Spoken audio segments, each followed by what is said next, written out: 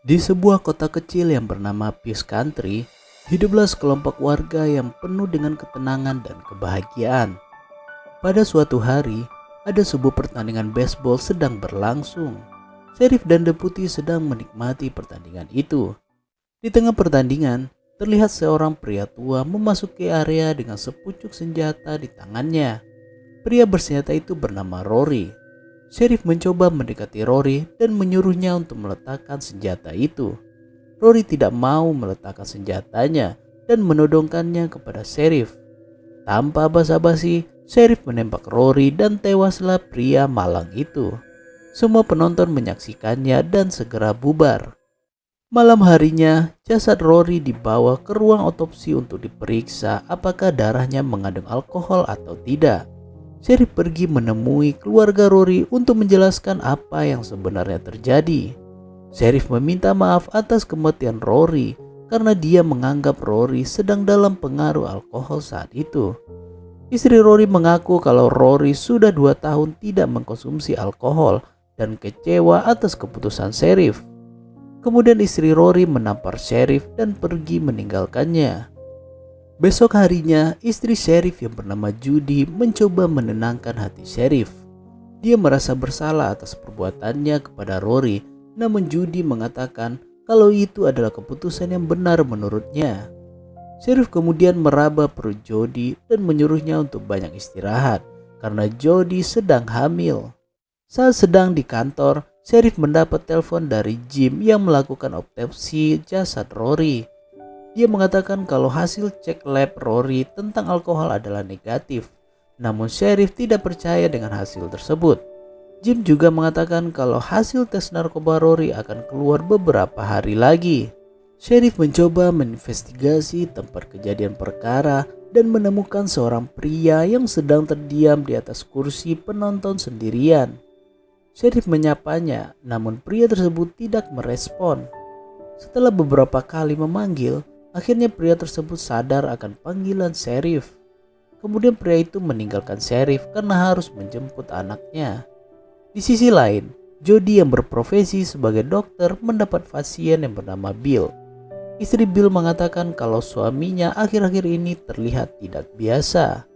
Banyak terdiam seperti orang yang sedang sakit dan kelelahan.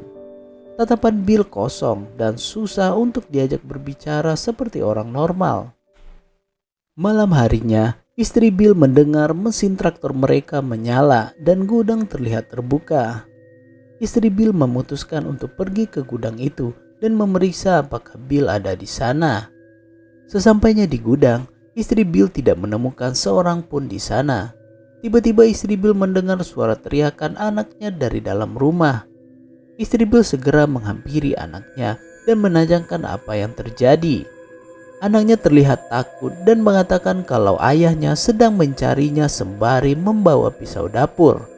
Istri Bill dan anaknya pergi mencari tempat persembunyian di lantai 2 rumahnya. Terdengar suara sepatu boot sedang menaiki tangga. Istri Bill perlahan-lahan menengok ke arah tangga dari lubang kunci.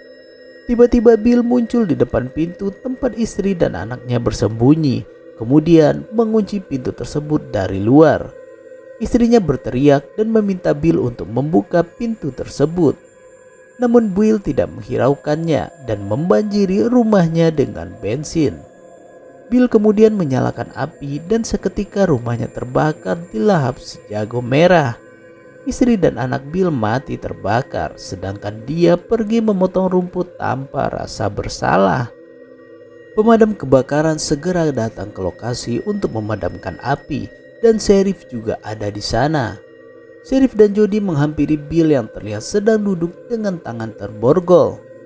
Bill terlihat diam saja dan bersiul seperti orang tidak bersalah. Wajahnya pucat dan mata memerah. Di sisi lain, terlihat 3 orang pemuda sedang berburu di sebuah hutan. Saat sedang berjalan di rawa-rawa, pemuda tersebut menemukan sebuah parasut yang terjuntai di atas ranting.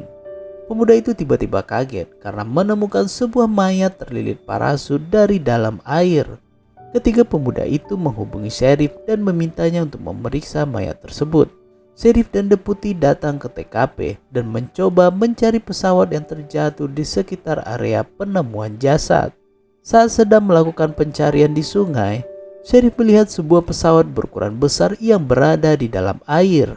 Sheriff dan deputi segera menemui kantor PDAM untuk menanyakan sumber air minum untuk kota ini. Sheriff curiga karena pesawat berukuran besar yang jatuh tidak ada informasinya di koran ataupun berita. Petugas PDAM mengatakan kalau sumber air minum kota ini berasal dari utara dan rumah pertama yang mendapatkan air minum adalah rumah Rory, pria yang membawa senjata ke pertandingan baseball waktu itu. Sheriff kemudian pergi memberitahu wali kota untuk menutup pasokan air minum karena dia menemukan kejanggalan pada beberapa pria yang bersikap aneh akhir-akhir ini termasuk mendiang Rory. Wali kota menolak permintaan Sheriff karena sebagian besar mata pencarian penduduk di sini adalah petani dan sekarang adalah musim semi, musim menanam. Sheriff terlihat kesal dengan keputusan wali kota namun nekat untuk menghentikan pasokan air sendirian. Deputi mencoba memperingatkan Sheriff karena itu adalah melanggar aturan dan bisa membuat dia dipecat dari kepolisian. Sheriff dan deputi kembali ke kantornya dan melihat Bill yang mereka tahan sebelumnya terkapar di lantai penjara. Tiba-tiba Bill bangun dan berteriak ke arah mereka berdua. Wajah Bill berlumuran darah dan kulitnya seperti seorang zombie. Sheriff mencoba menghubungi seseorang, tapi tiba-tiba sinyal di kantor mereka hilang. Internet dan sinyal HP mereka pun ikut hilang. Sheriff berjalan keluar kantor untuk mencari sinyal, namun tetap tidak ada. Di ujung jalan, Sheriff melihat sebuah mobil SUV hitam yang sedang berhenti dan kemudian mencoba mendekatinya. Jalanan kota terlihat sepi dan Sheriff mulai merasa tidak tenang. Di depan Sheriff muncul seorang anak gadis sedang membawa sepeda ke arahnya sembari menyanyikan sebuah lagu. Dari dalam mobil, terlihat seorang memfoto gerak-gerik Sheriff dan gadis bersepeda. Sheriff kembali mendekati mobil SUV hitam dan tiba-tiba mobil tersebut pergi meninggalkannya. Terdengar suara pecahan kaca dari sebuah rumah duka dan Sheriff langsung berlari ke rumah itu. Sheriff memanggil Jim tapi tak ada jawaban. Rumah duka terlihat sepi tanpa penghuni dan Sheriff memeriksa seluruh ruangan di sana. Sheriff memeriksa beberapa mayat yang ditutupi dengan kain putih dan menemukan seorang pria dengan mulut dan mata dijahit. Sheriff segera melepaskan jahitan si pria malang itu dan tiba-tiba dari belakang muncul seorang pria tua yang memukul Sheriff dengan sebuah tongkat. Sheriff pun terjatuh dan terlihat pusing. Pria tua tersebut mengambil sebuah gerinda tulang dan mengarahkannya ke kepala Sheriff. Dia berusaha melawan pria tua dan menahan gerinda tulang yang menghadangnya. Akhirnya Sheriff dapat menghindari serangan gerinda tulang dan pria tua terbunuh dengan gerinda tulangnya sendiri. Kemudian datanglah deputi yang menolong Sheriff. Kemudian Sheriff menghampiri istrinya dan mengatakan kalau istrinya harus ke rumah ibunya untuk menyelamatkan diri karena kota ini sedang dalam bencana. Jody tidak mau meninggalkan kota karena dia adalah seorang dokter yang bertanggung jawab atas penduduk di sini. Saat mereka sedang berdebat, tiba-tiba pandangan Jody tertuju pada jendela dan seakan melihat ada orang di luar rumahnya. Sheriff kemudian mendekati jendela dan pintu gudangnya terbuka. Saat dia sedang memeriksa gudang, tiba-tiba Jody berteriak dari dalam rumah. Sheriff berlari menuju rumah, namun saat keluar dari pintu gudang, ia disekap oleh beberapa tentara dan dibawa ke dalam bus sekolah. Jody dan deputi ternyata juga bernasib sama. Mereka bingung tentang apa yang terjadi, tetapi tentara berpakaian lengkap tersebut tidak menjelaskan juga secara detail kenapa mereka dibawa. Mereka dibawa ke lapangan terbuka yang di sana sudah terdapat tenda-tenda darurat. Kemudian mereka diperiksa satu persatu suhu tubuhnya. Bagi yang suhu tinggi maka akan dipisahkan dengan yang bersuhu normal. Jody mempunyai suhu tinggi dan Sheriff mempunyai suhu normal sehingga mereka dipisahkan oleh tentara. Sheriff mencoba mengejar Jody yang terpisah dengannya. Namun usaha Sheriff sia-sia karena dia dipukul oleh tentara sampai pingsan. Jody dibawa ke sebuah ruangan dan diikat di atas kasur dorong. Di sisi lain, Sheriff yang pingsan akhirnya terbangun dan mencoba memeriksa area sekitarnya. Saat turun dari bus, semua orang disuruh untuk memakai gelang dan kartu pengenal. Di sisi lain, Jody mendengar dari luar ruangan suara tembakan yang mengarah pada sebuah mobil yang menerobos pagar pembatas. Tentara dan petugas medis pun berlari menuju helikopter karena warga yang dikarantina sudah menerobos pertahanan mereka. Di sisi lain, Sheriff yang masih kepikiran dengan istrinya mencoba kembali untuk menyelamatkan istrinya yang sedang hamil. Saat sedang mengisi peluru, Sheriff bertemu dengan deputi yang juga kembali untuk mencari senjata. Sheriff mengatakan kepada deputi kalau dia ingin menyelamatkan istrinya karena dia sedang demam karena hamil, bukan karena sakit. Di sisi lain, Jody yang sedang terbaring dan terikat bertemu dengan Becca yang juga diikat di atas kasur dorong. Becca tidak percaya kalau hal ini terjadi dan nyata dengan apa yang dialami sekarang. Saat sedang mengobrol, terdengar bunyi besi yang terseret di lantai dari kejauhan dan mulai mendekati mereka. Bunyi itu semakin mendekat dan mereka semakin ketakutan. Tiba-tiba muncul seorang pria tua berlumuran darah dari balik tirai. Pria tua itu mulai melihat-lihat apa yang ada di sekitarnya dan membunuh satu persatu orang yang masih hidup dengan garu yang ada di tangannya. Becca dan Jody sangat ketakutan karena pembunuhan sadis yang dia lakukan oleh pria tua itu.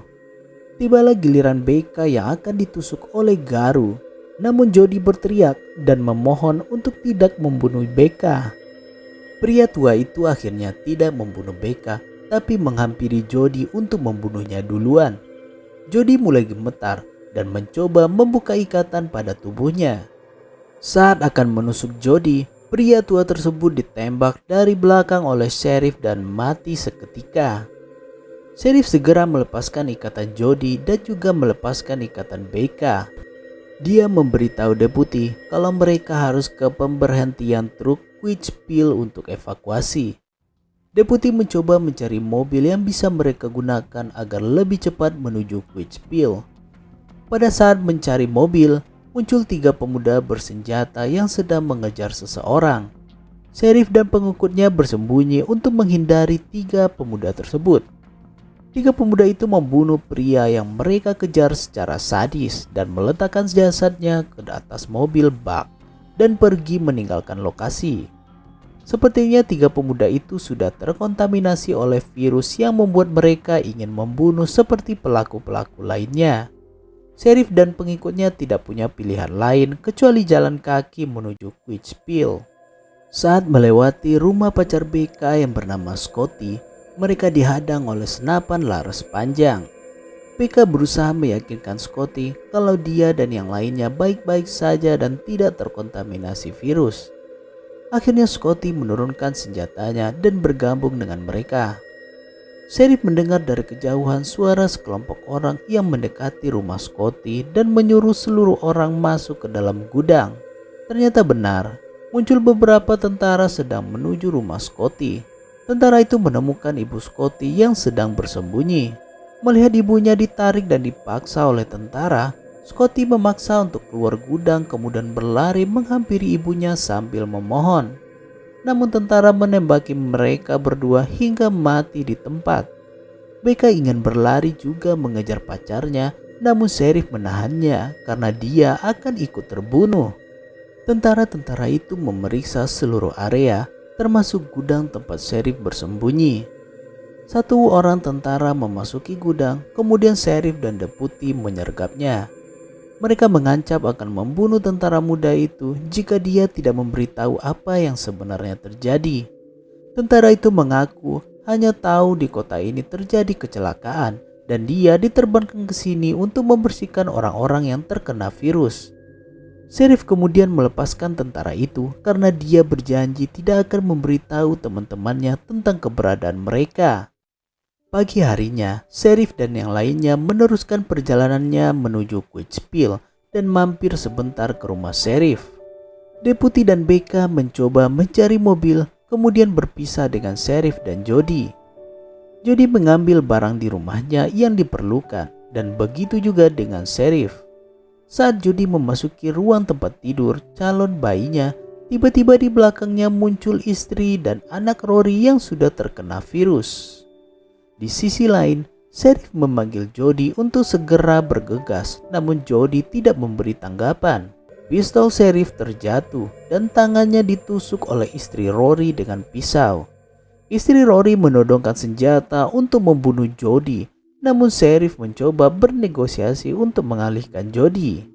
Sheriff diam-diam mencabut tangannya dari tusukan pisau dan menyerang mereka balik. Pisau mengenai leher istri Rory, namun dari sisi lain muncul anak Rory yang menodongkan senjata kepada Sheriff. Tiba-tiba anak Rory ditembak dari luar jendela dan ternyata itu adalah deputi. Istri dan anak Rory akhirnya bisa dilumpuhkan. Kemudian Sheriff dan yang lainnya pergi meninggalkan rumah dengan sebuah mobil polisi yang telah diperbaiki deputi. Sebelum pergi, Jody mulai mencurigai deputi yang terlihat tidak sehat dan perlakuannya menjadi aneh. Sheriff tidak percaya dengan perkataan Jody dan melanjutkan perjalanan. Di sepanjang jalan, deputi memperlihatkan perilaku yang aneh dan terlihat agresif. Tiba-tiba melintas di atas mereka sebuah helikopter tempur. Mereka mencoba mencari tempat perlindungan dan masuk ke tempat pencucian mobil. Mereka mematikan mesin mobil dan berdiam di sana. Jody mengatakan kepada Sheriff kalau kita tidak bisa melewati jalan utama dan harus mencari jalan lain. Di saat mereka sedang berpikir, tiba-tiba mesin pencucian menyala dan BK seperti melihat seseorang di dekatnya. Mereka terjebak di roller pencucian dan mobilnya masuk ke dalam proses pencucian. Kemudian muncul segerombolan orang yang hendak menarik mereka dari dalam mobil. Mereka mencoba keluar dan menyelamatkan diri dari para pria yang terkena virus. Namun nasib BK tidak beruntung yang membuatnya terbunuh saat keluar dari pencucian. Setelah mobil berhasil keluar, Sheriff dan yang lain menghampiri BK yang mati mengenaskan. Tiba-tiba mobil mereka ditembaki oleh rudal dari luar pencucian. Mereka tidak punya kendaraan lagi untuk menuju Quichpil dan memutuskan untuk berjalan kaki. Di perjalanan, mereka melihat sebuah mobil SUV hitam mendekati mereka. Sheriff mencoba mencegat, tapi deputi malah merentangkan kawat duri di jalan sehingga mobil tersebut terbalik dan hancur. Sheriff marah kepada deputi karena tindakan dia yang ceroboh. Dari dalam mobil keluar seorang pria botak yang berlumuran darah di kepala. Mereka segera menginterogasi pria botak itu sebelum dia mati. Sheriff menanyakan isi pesawat yang jatuh di sungai beberapa hari yang lalu. Pria tua mengatakan kalau pesawat berisi Trixie yang merupakan senjata biologis pemusnah populasi manusia namun salah sasaran.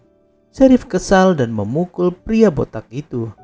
Pria botak mengaku kalau virus itu punya masa inkubasi selama 48 jam. Setelah 48 jam maka yang terkena virus akan mati. Tak lama kemudian, deputi menembak kepala pria botak dengan senapan yang ada di tangannya. Sheriff marah kepada deputi karena dia belum selesai menginterogasi si pria botak. Deputi meletakkan senjatanya dan memeriksa ke dalam mobil SUV. Saat keluar dari mobil, deputi melihat Sheriff mengambil senjatanya. Deputi tidak terima dan memaksa Sheriff untuk mengembalikannya. Akhirnya Sheriff mengalah dan mengikuti perintah deputi. Beberapa saat kemudian, deputi membuang salah satu senjatanya karena merasa lelah dan berat. Tinggal senjata kecilnya yang masih tersisa dan Sheriff mencoba berbicara dengan deputi. Saat deputi sedang lengah, Sheriff memukulnya dan merebut semua senjata deputi. Sheriff dan Jody melihat deputi yang sudah berdarah dan pucat. Deputi kemudian mengaku kalau dia sedang sakit dan memohon kepada Sheriff untuk ikut berjalan dengan mereka sampai dia sudah tidak bisa bertahan lagi. Sheriff mengabulkan permintaan deputi dan mereka melanjutkan perjalanan menuju Quichpil. Malam harinya sampailah mereka di perbatasan yang hampir dekat dengan Quichpil. Mereka melihat di perbatasan penuh dengan tentara yang bersenjata lengkap dengan peralatannya. Deputi mempunyai ide untuk mengorbankan dirinya sebagai pengalihan agar Sheriff dan Jody bisa melewati perbatasan dengan diam-diam. Akhirnya Sheriff dan Jody berhasil melewati perbatasan berkat pengorbanan nyawa dari deputi. Setibanya di Quichville, suasana hening dan area tersebut terlihat tidak berpenghuni. Sheriff terheran-heran dan mencoba memeriksa seluruh area. Dia melihat ada sebuah truk merah yang berada di dalam bagasi. Kemudian Sheriff mencari Jody untuk memberitahunya tentang truk merah yang bisa mereka gunakan untuk pergi ke kota lain. Dia melihat Jody sedang menangis sambil menatap beberapa truk di samping Quichville. Dan ternyata di dalam truk tersebut tergeletak puluhan jasad dalam kondisi hangus terbakar. Orang-orang yang hangus tersebut adalah warga yang dipindahkan oleh tentara ke area aman dari kota Peace Country. Kemudian mereka merenungkan nasib dan mencari cara agar bisa selamat menuju kota lain. Mereka memutuskan untuk mengambil truk merah demi melanjutkan perjalanan. Di saat Sheriff sedang mengambil truk, muncul seorang pria yang sedang mengintai Jody saat dia sedang mencari minum. Di sisi lain, Sheriff berkemas dan mencari kunci truk di sekitarnya. Sheriff menemukan sebuah radio yang sedang aktif di atas meja. Dia mencari semua radio yang aktif dan menemukan mayat yang tergeletak di atas mobil bak. Tiba-tiba semua lampu di Quichville padam dan Jody melihat ada seorang pria berjalan dari luar. Jody segera bersembunyi di bawah meja. Dia mengambil sebuah pisau untuk berjaga-jaga dan dia dikejutkan oleh kemunculan pria di depan matanya. Dia langsung kabur dari ruangan itu dan mencari tempat persembunyian. Di tempat persembunyian, dia kaget melihat mayat yang juga tergeletak mengenaskan di ruangan itu. Jody mengintip secara diam-diam dan melihat beberapa pria membawa pisau sedang mencarinya. Salah satu pria memeriksa ruangan tempat Jody bersembunyi. Alhasil, pria tersebut tidak menemukan Jody dan segera pergi ke tempat lain. Jody mengintip itu kabur dari Quichville. Saat Sheriff menemukan kunci truk merah, tiba-tiba lampu menyala dan beberapa pria yang terkena virus menyerang Sheriff. Dia terjatuh di kolong truk dan berduel dengan seorang pria besar. Di sisi lain, salah seorang pria bervirus mengejar Jody yang berada di atas truk. Pria tersebut menodongkan senjata kepada Jody, namun dia lebih dahuluan menembak kepala pria itu dengan pistol. Mereka berhasil kabur menggunakan truk merah. Di perjalanan, radio yang Sheriff bawa mengeluarkan suara dan menghitung mundur bom nuklir yang akan mereka ledakan di kota Peace Country. Sheriff mempercepat laju kendaraannya untuk menghindari bom nuklir tersebut. Bom nuklir pun dijatuhkan dan terlihat cahaya terang menyinari kota Peace Country seketika. Truk merah yang mereka kendarai terkena efek dari serangan bom nuklir dan terbalik di pinggiran jalan. Alhasil, mereka selamat dari serangan bom nuklir dan segera keluar dari truk merah yang sudah hancur. Akhirnya, mereka melanjutkan perjalanan ke kota lain dengan berjalan kaki. Apa yang akan terjadi jika mereka berada di kota lain ya? By the way, virus tersebut bisa menyebar di udara dan mereka sering berjalan bersama dengan deputi yang notabene-nya juga terjangkit virus. Bisa jadi kota lain juga bakal jadi zombie beranak pinak.